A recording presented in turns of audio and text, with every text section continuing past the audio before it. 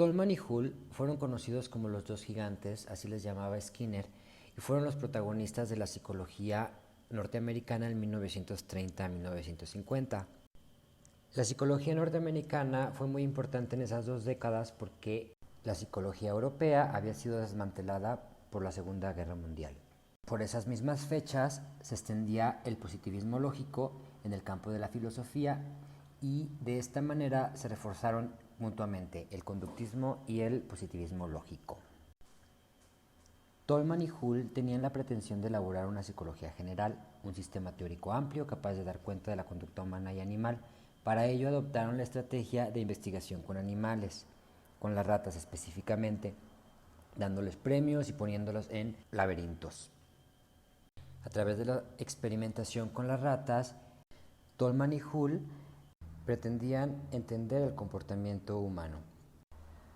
Aunque los dos eran conductistas, el núcleo de sus teorías variaba entre los dos. Por un lado, Hull buscó una explicación mecanicista y atomista de la conducta, cuyas unidades básicas fueron las conexiones de estímulos y respuestas específicas. Por el otro lado, Tolman sostuvo una visión molar de la conducta, entendiéndola como un acto significativo y referido a una meta. Para explicar lo anterior, supuso que el organismo creaba estructuras cognitivas para representarse la complejidad del ambiente y así poder reorganizarlas. Este enfoque posiciona a Tolman mucho más próximo a las psicologías de la Gestalt. De hecho, gracias a los trabajos de Tolman, muchas ideas gestalistas aplicaron su influencia en la psicología americana. Es por eso que la psicología de Tolman es difícil de clasificar. Él mismo se definía como conductista, ya que empleaba métodos e instrumentos del conductismo para su trabajo, pero también incorporó conceptos como propósito o cognición que provenían de corrientes distintas. A esto Tolman lo bautiza con diferentes nombres, como conductismo propositivo, teoría signo-gestáltica o teoría de campo. Edward Chance Tolman nació en 1886 en Newton, Massachusetts. Fue el menor de 3 hermanos de una familia clase media alta. Sus padres le educaron con un espíritu puritano y reformista, en valores como la ambición, el trabajo duro, la igualdad de derechos y el pacifismo. Tolman estudió en el Massachusetts Institute of Technology, graduándose en 1911 en electroquímica. Sin embargo, su personalidad lo llevó a interesarse por las relaciones humanas y por la filosofía. Tolman consideraba la psicología como un atractivo compromiso entre la filosofía y la ciencia, así que se incorporó al Departamento de Filosofía y Psicología de Harvard para proseguir sus estudios en esta disciplina. Finalmente se graduó con un doctorado en 1915. Sus principales influencias fueron la Gestalt de Europa, el conductismo de Watson, la filosofía neorrealista de William James, la psicología comparada de Watson y el estructuralismo dichteriano. El neorrealismo filosófico es un movimiento encabezado por Holt y Perry. Para el neorrealismo, la mente de los organismos era cognoscible para un observador. Por ejemplo, en la forma de actuar de los animales, se puede notar si se percibe un estímulo, si se recuerda una experiencia, si teme algo o si desea algo. Holt y Perry extendieron estas ideas de la psicología formulando un conductismo en el cual tenían cabida lo mental. Dieron importancia fundamental a los conceptos como propósito y cognición, por eso fueron tan importantes para Tolman. La cognición se manifestaba en el hecho de que la conducta hace referencia a los objetos de su entorno. El propósito, por otro lado, se ve en la capacidad del organismo de variar y modificar su conducta para obtener una meta. Pero si la conducta es cognitiva y propositiva, entonces no puede reducirse a un conjunto de movimientos musculares discretos, a una serie de reflejos desencadenados por estímulos concretos. La conducta debe ser entendida como un patrón de respuestas altamente integrado, sintético y modificable. Estos conceptos se convertirían en el eje central de la psicología de Tolman.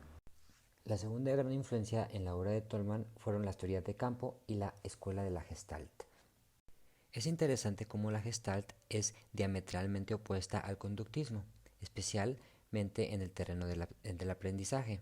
Por un lado, el conductismo descompone la conducta en unidades atomistas y explicaba el aprendizaje por el establecimiento de conexiones entre unidades.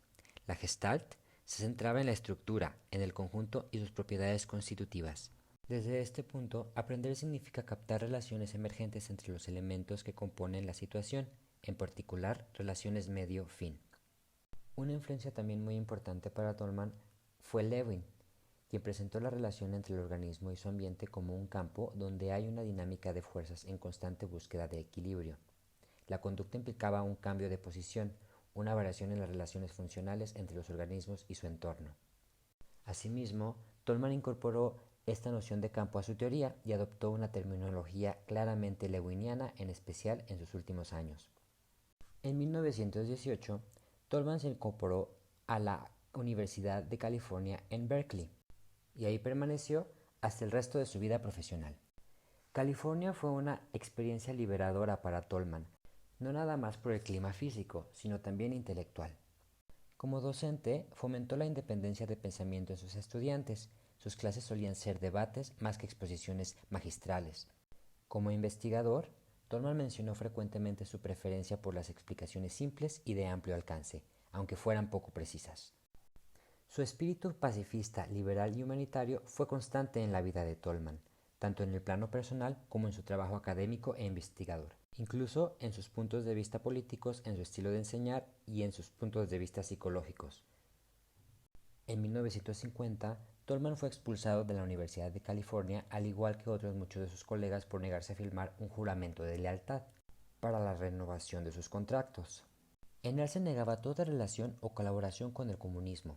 Este juramento era un síntoma más de la persecución anticomunista promovida por el senador McCarthy, también llamada como Caza de Brujas, que tuvo lugar por esas fechas en Estados Unidos. Tolman, que era miembro del Consejo Nacional para la Defensa de las Libertades Civiles Norteamericanas, encabezó la batalla legal contra la Universidad de California para proteger la libertad académica. Finalmente, se consiguió la readmisión de los despedidos en 1953 por decisión de la Corte Suprema de California. Se pueden percibir dos grandes momentos en la psicología de Tolman. El primero tiene que ver con la psicología mentalista en la que fue formado y duró hasta 1918. El segundo abarca el resto de su vida profesional y corresponde a su peculiar conductismo. En este segundo periodo se puede diferenciar en tres etapas. La primera, de 1918 hasta 1933, corresponde a la sistematización de su obra principal, La conducta propositiva en los animales y en los hombres.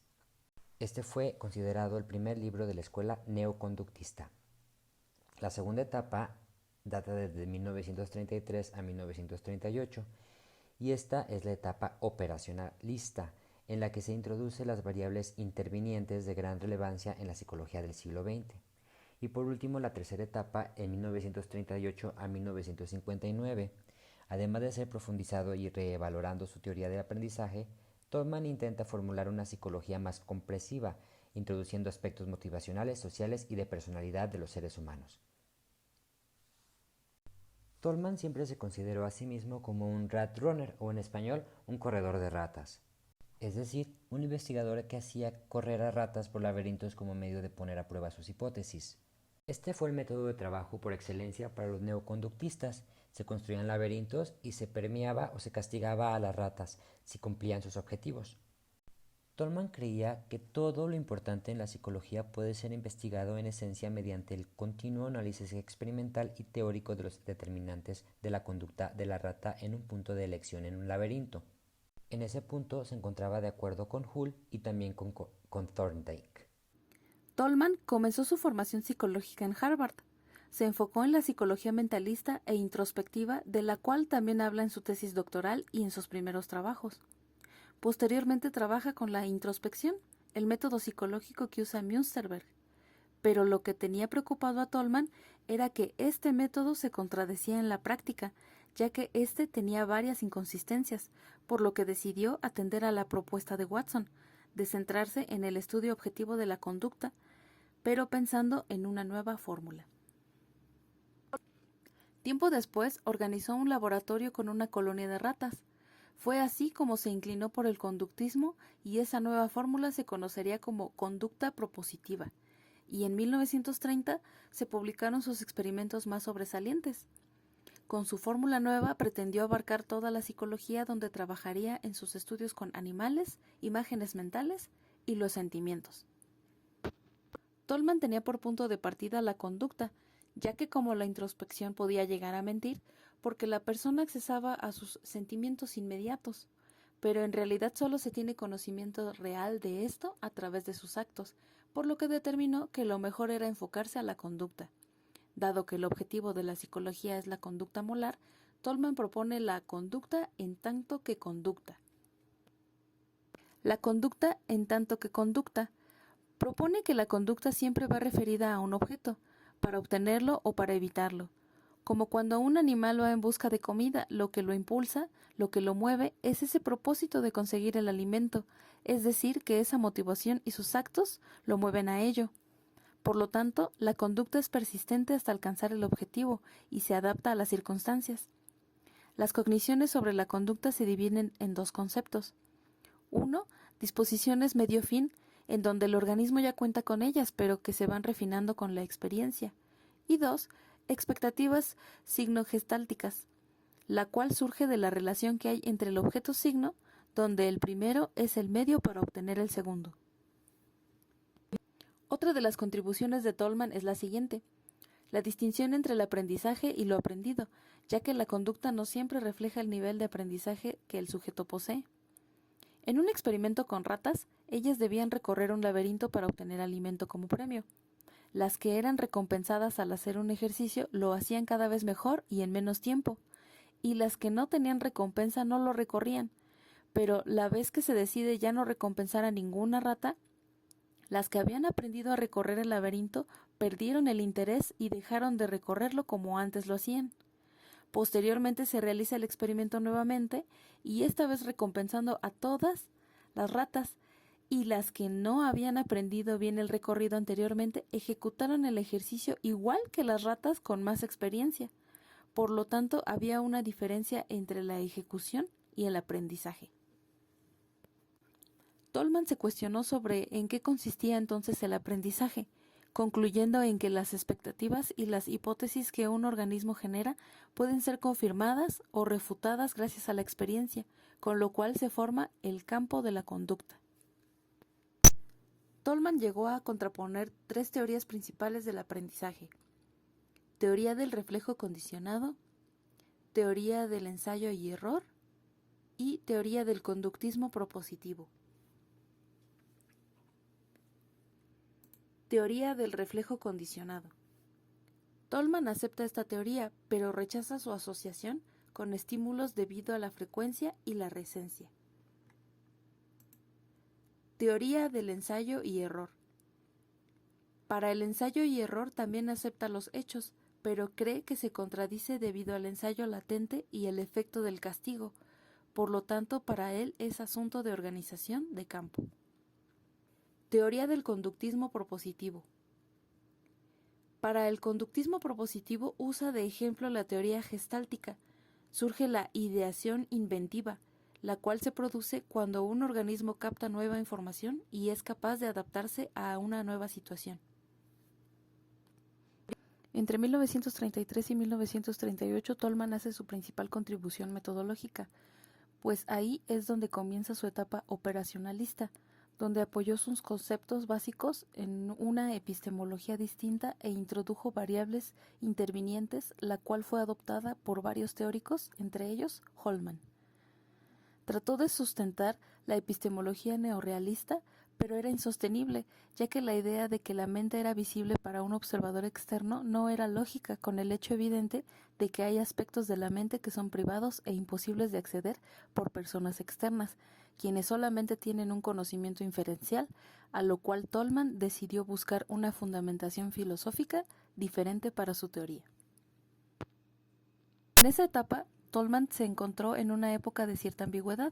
A veces afirmaba cosas contradictorias en cuanto al estatus epistemológico de propósitos y cogniciones. Solía decir que los propósitos y las cogniciones eran propiedades de la conducta directamente visibles en la misma, pero en otros momentos lo trataba como determinantes de la conducta, es decir, distintos de ésta, cuya existencia debía ser inferida a partir del observable. Mientras que en su trabajo con ratas mostraba que éstas tenían expectativas e hipótesis respecto a la situación de aprendizaje, construyen un conocimiento representacional. Se puede atribuir a los organismos la formulación de hipótesis y conjeturas respecto al ambiente, aunque hay que considerar que el psicólogo que los estudia también es un organismo que se llega a comportar de forma igual. Posteriormente, Tolman se planteó un problema que era cómo justificar la objetividad de los propósitos y cogniciones, a lo cual optó por el conductismo operacional. Tolman también rechaza el dualismo tradicional que se encuentra entre el mundo físico y nuestras sensaciones. Él argumenta que solo hay una entidad real y esta es la experiencia como un todo, aunque esta resulta ser algo inefable y la ciencia no puede abordarla. La ciencia se vale de mapas para que les sirva de guía por esta matriz experimental.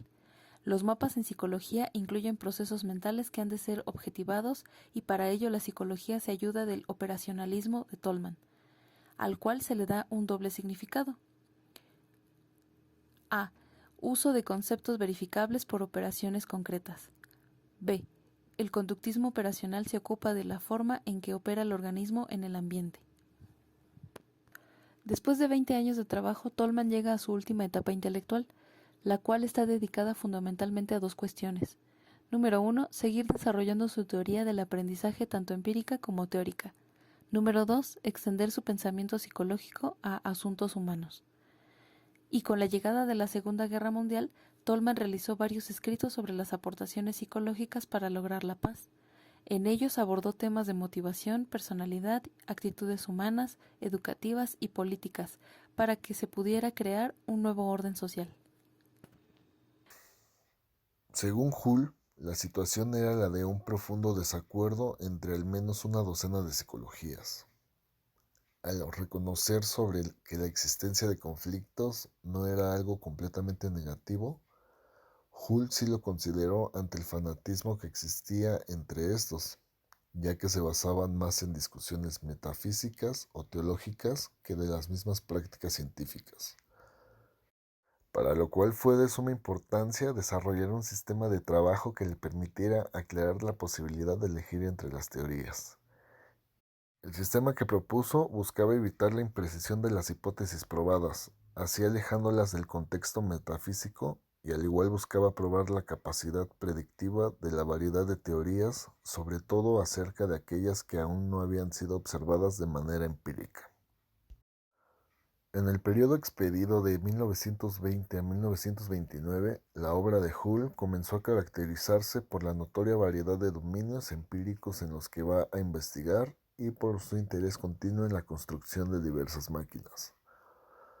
En su trabajo sobre los conceptos, su aproximación metodológica fue más objetiva y cuantitativa, recibiendo la influencia de los autores más relevantes de la época, tales como James, Thorndike y Darwin, quien se encontraba presente en el marco biológico adaptativo de su investigación.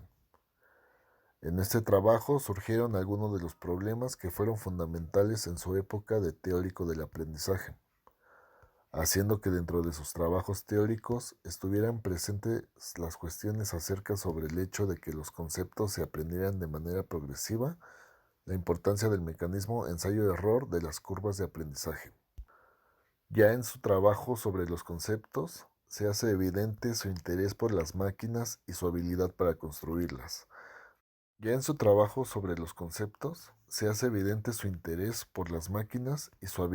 construirlas. Fabricando una que le permitió presentar automáticamente los caracteres chinos utilizados en esta investigación. Pero la máquina que le dio mayor notoriedad fue la de correlaciones que fabricó para sus trabajos de test de aptitudes, la cual le reforzó la creencia que podía construir mecanismos capaces de reproducir hasta las capacidades humanas más complejas. Hull menciona que debido a la influencia paralizante del idealismo metafísico, no era posible crear mecanismos que pudieran manifestar las cualidades de inteligencia, insight y propósito, pudiendo ser verdaderamente psíquicas. Mientras defendía la simulación mecánica como una estrategia válida de construcción teórica, Hull ya había sido llamado al Instituto de Relaciones Humanas en Yale. Así, terminando una etapa en su carrera en la que sus trabajos habían alcanzado una notable amplitud temática, comenzando un periodo en el que sus intereses se centrarían en el desarrollo de una teoría conductista. Hull llegó al Instituto de Relaciones Humanas debido al prestigio que había obtenido durante su trabajo psicotécnico en Wisconsin. Aunque no tenía obligaciones como docente, logró ir reuniendo a un grupo de jóvenes psicólogos alrededor de los seminarios que impartía, desarrollando durante estos un sistema teórico ayudándose de un marco de integración en el que se encontraban ideas de Pavlov, Thorndike, Watson y Freud. Por esta época, Hull ya conocía la obra de Watson, aunque repudiaba la radicalidad de algunas de sus afirmaciones. Sin embargo, consideraba que Watson no había desarrollado una teoría conductista acorde con los hechos establecidos, que esta era una tarea necesaria, sobre todo si quería contrarrestarse la influencia que la Gestalt estaba ganando en la psicología norteamericana de aquella época. Hull estableció un plan para desarrollar su versión del neoconductismo a principios de los años 30. Se propuso a escribir una serie de artículos teóricos que sentarían las bases conceptuales de su sistema, desarrollando así su sistema teórico a lo largo de 3 libros, uno dedicado a presentar el conjunto de postulados fundamentales para deducir la conducta de los mamíferos. El segundo ofrecería deducciones sobre la conducta individual en situaciones no sociales, aprendizaje discriminativo, aprendizaje espacial. Y en un tercer libro, que no pudo publicarse, extendería el sistema a situaciones elementales de carácter social. Durante este periodo se produjo un cambio en los intereses de Hull que es digno de reseñar. Si hasta 1929 su objetivo había sido el estudio de los procesos deductivos y el hábito, su método de estudio a partir de este año va a ser el análisis del hábito y los procesos deductivos que se convertirán en su metodología. Entre 1929 y 1937, Hull se dedicó a publicar una serie de artículos en el Psychological Review, donde en sus primeros análisis sobre el aprendizaje no distinguía el condicionamiento pavloviano del aprendizaje por ensayo y error descubierto por Thorndike, idea que no cambió a lo largo de toda su obra. Utilizó los conceptos de Pavlov acerca de la excitación y la inhibición para interpretar el aprendizaje de Thorndike, sin tomar en cuenta las especulaciones fisiológicas del reflexólogo ruso, dando como resultado que ambos tipos de condicionamiento establecieran una asociación entre estímulo y respuesta. Dentro de una serie de artículos publicados entre 1930 y 1935, Hull fue desarrollando una teoría de conocimiento en el marco de su psicología mecanicista, utilizando la asociación estímulo-respuesta como la unidad de análisis, tomando en cuenta no solo los estímulos externos, sino todos los estímulos internos que acompañan nuestras reacciones a las estimulaciones ambientales, interpretando de esta manera el conocimiento en secuencias estímulo-respuesta, observables y no observables, introduciendo en explicaciones nuevas construcciones teóricas como el del acto de estímulo puro, respuesta fraccionada anticipatoria de meta o jerarquía general de hábitos, permitiéndole explicar en estos conceptos los rasgos de propositividad y direccionalidad que Tolman consideró difíciles de explicar desde una perspectiva estímulo-respuesta. Entre los años 1935 y 1937 comienza a salir a la luz los primeros intentos de la formalización de su teoría. Acudiendo al sistema geométrico, presentó sus ideas en forma de mini teoría, compuestas de un conjunto de definiciones y teoremas que proporcionaron la base de sus experimentos. Hull defendió esta manera de hacer teoría en 2 trabajos en los que propone estos sistemas en miniatura para explicar dominios empíricos específicos, abandonando paulatinamente el estilo geométrico de hacer teoría y se fue inclinando hacia la lógica y las matemáticas, intentando incrementar el poder deductivo de su sistema. La expresión más concreta de su sistema la presentó en su libro Principios de Conducta, donde desarrolló una teoría de aprendizaje sustentada por aproximación de la variable interviniente defendida por Tolman, consistiendo en conectar 2 conjuntos de observaciones empíricas, las condiciones ambientales antecedentes o variables independientes, las reacciones conductuales consecuentes o variables dependientes. Si las variables intervinientes están bien ancladas a los antecedentes y consecuentes, ambos observables, no surge cabida al subjetivismo. Por ejemplo, si colocamos a la privación de agua como variable independiente, sed sería la variable interviniente y trabajar por conseguir el agua sería la variable dependiente o consecuente. Entre las variables interventoras hay tres importantes. Una es el impulso. Existe una necesidad cada vez que está amenazada la supervivencia actual o potencial del individuo o la especie. La necesidad produce un impulso que la reduce. El impulso es un constructo motivacional, llena de energía al organismo y lo impele a la acción. 2. Fuerza del hábito. Responde a una situación que conduce al refuerzo. Crea un hábito, la fuerza de asociación entre un estímulo y la respuesta aumenta con el número de apareamientos reforzados de uno y otra. 3. Inhibición. El impulso y la fuerza del hábito llevan los organismos a responder, la inhibición a que no lo hagan. En su conjunto es una teoría molar, ya que los segmentos causales a los que se hace referencia son las asociaciones de estímulo-respuesta. Poco después de la aparición de los principios, comenzó un arduo trabajo de cuantificación de su sistema. Resultado de esta matematización es su fórmula para calcular el incremento del aprendizaje que se genera con cada ensayo de condicionamiento. Lo que representa dicha fórmula es que la cantidad en la que la fuerza del hábito aumenta en un ensayo dado es el resultado de multiplicar una constante por la diferencia entre el máximo que se puede aprender y lo que ya se ha aprendido. En 1952 apareció la versión final de su sistema, aunque la lógica inicial seguía siendo la misma de 1943.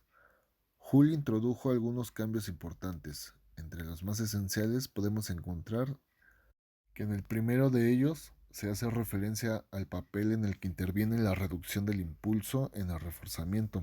Lo que se reduce ahora con cada reforzamiento no es D, sino los estímulos característicos de cada condición de impulso o los estímulos evocados por la reacción de meta. El segundo cambio tiene que ver con que algunos de los factores que afectaban al aprendizaje ahora pasan a determinar hacer, quedando de la siguiente manera la nueva fórmula para calcular el potencial de reacción. Los demás postulados se mantienen fieles a los expuestos en 1943, siendo un rasgo significativo en el libro de 1952, una especie de regreso a sus orígenes, ya que vuelve a presentar deducciones relacionadas con situaciones complejas, como las del aprendizaje espacial o la solución de problemas, siendo un tipo de estrategia teórica con la que había conseguido éxito en sus controversias con Tolman y los gestaltistas. Al momento de realizar este análisis histórico, se nos muestra a un autor comprometido principalmente en el mecanicismo y con la construcción de una teoría, siguiendo los pasos del método hipotético deductivo, teniendo dos fases principales. La primera, siendo una etapa con mayor influencia funcionalista, Joule adopta la estrategia de los sistemas en miniatura. La segunda fase, caracterizada por ser más formalista, se centró en la construcción de un sistema para poder deducir todos los fenómenos relacionados con la conducta adaptativa. Joule formó su propia escuela y sus seguidores llegaron a tener gran fuerza hasta la década de los 70, la cual comenzó a perder por el surgimiento de una nueva aproximación sistemática de carácter cognoscitivo, dejando de lado en sus análisis los aspectos motivacionales a los que Joule y sus seguidores habían dado tanta importancia. Diapositiva 7. Otra de las contribuciones de Tolman es la siguiente: la distinción entre el aprendizaje y lo aprendido, ya que la conducta no siempre refleja el nivel de aprendizaje que el sujeto posee. En un experimento con ratas, ellas debían recorrer un laberinto para obtener alimento como premio. Las que eran recompensadas al hacer un ejercicio lo hacían cada vez mejor y en menos tiempo, y las que no tenían recompensa no lo recorrían, pero la vez que se decide ya no recompensar a ninguna rata, Las que habían aprendido a recorrer el laberinto perdieron el interés y dejaron de recorrerlo como antes lo hacían. Posteriormente se realiza el experimento nuevamente y esta vez recompensando a todas las ratas, y las que no habían aprendido bien el recorrido anteriormente ejecutaron el ejercicio igual que las ratas con más experiencia. Por lo tanto, había una diferencia entre la ejecución y el aprendizaje.